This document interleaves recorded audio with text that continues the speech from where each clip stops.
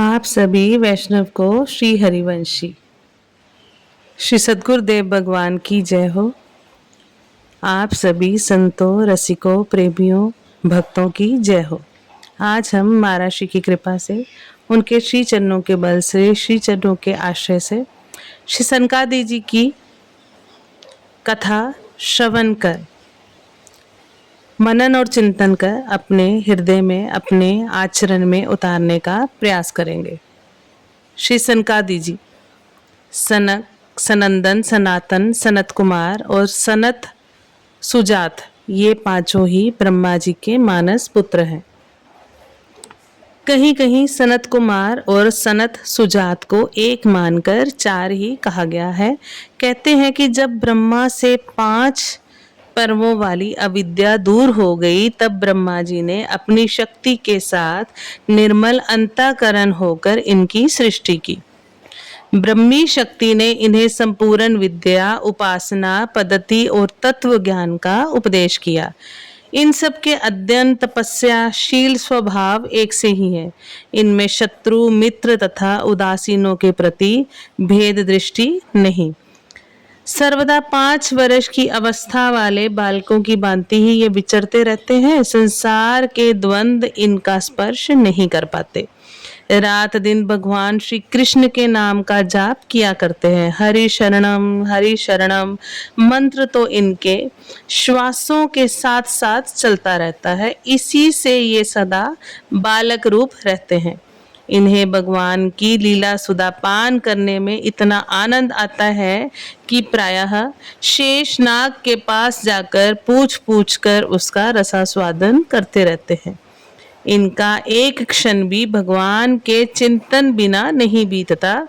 ये सर्वदा ब्रह्मानंद में मगन रहते हैं। इनके उपदेशों से अनेकों व्यक्तियों का कल्याण साधन हुआ है। इन्होंने शुकदेव और भीष्म जी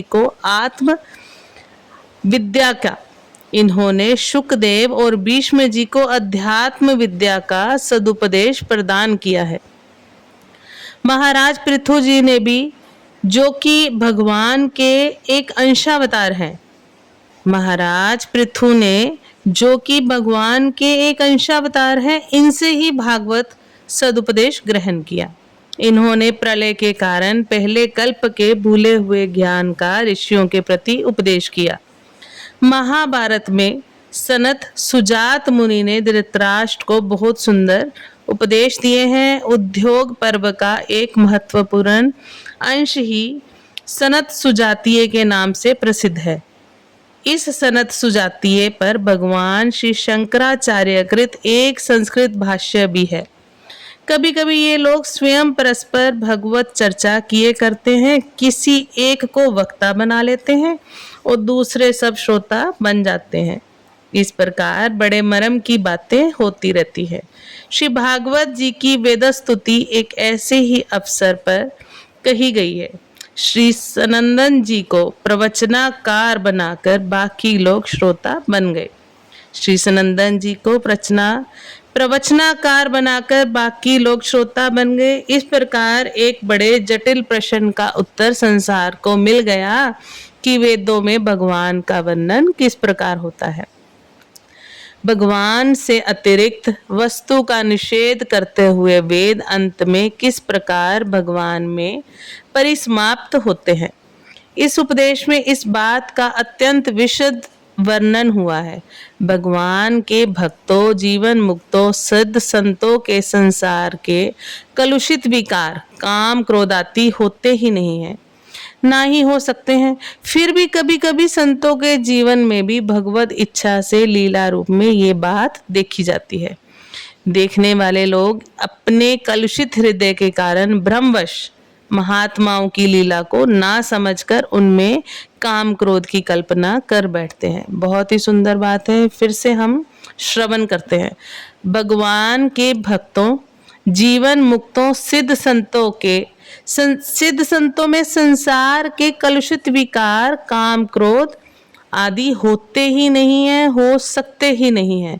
फिर भी कभी कभी संतों के जीवन में भगवत इच्छा से लीला रूप में ये बात देखी जाती है कि देखने वाले लोग अपने कलुषित हृदय के कारण भ्रमवश महात्माओं की लीलाओं को ना समझकर उनमें काम क्रोध की कल्पना कर बैठते हैं।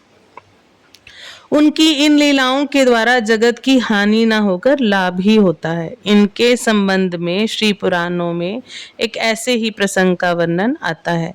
एक बार इन लोगों ने वैकुंठ की यात्रा की। इन्हें 5 वर्ष के नग्न बालक के रूप में देखकर वहां के द्वारपालों जय और विजय ने इनको रोक दिया।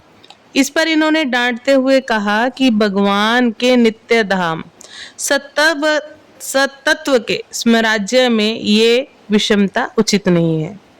तुम दोनों के मन में कुछ गर्व और कपट अवश्य आ गया है, नहीं तो भगवान के सबके लिए खुले समधाम में भला ये कैसे हो सकता है? तुम हम पर शंका कर रहे हो। इस एक रस धाम में तुम दोनों ने पेट के कारण होने वाली संसारिक भेदभाव को स्थान दिया है, इसलिए शीघ्र ही यहाँ से गिर जाओ।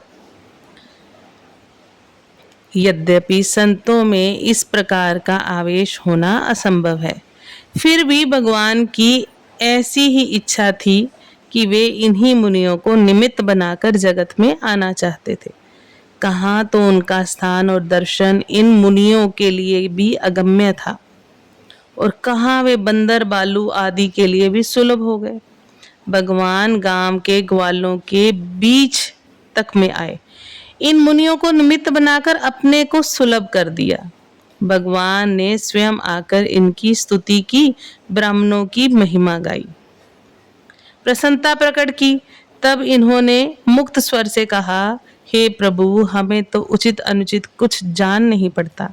इस अपराध के बदले आपकी जो इच्छा हो वही हमें दंड दे दो, हमें सहर्ष शिरोधार्य है। भगवान ने मुस्कुराते हुए कहा कि तुम्हारा कोई दोष नहीं है, ये तो मेरी ही इच्छा थी। मैंने पहले ही सोच रखा था। भगवान की प्रेम भरी गंभीर वाणी सुनकर सबके सब भगवान की प्रदक्षिणा नमस्कार करके आज्ञा पाकर उनके गुण गाते हुए स्वच्छंद विचरण करने लगे।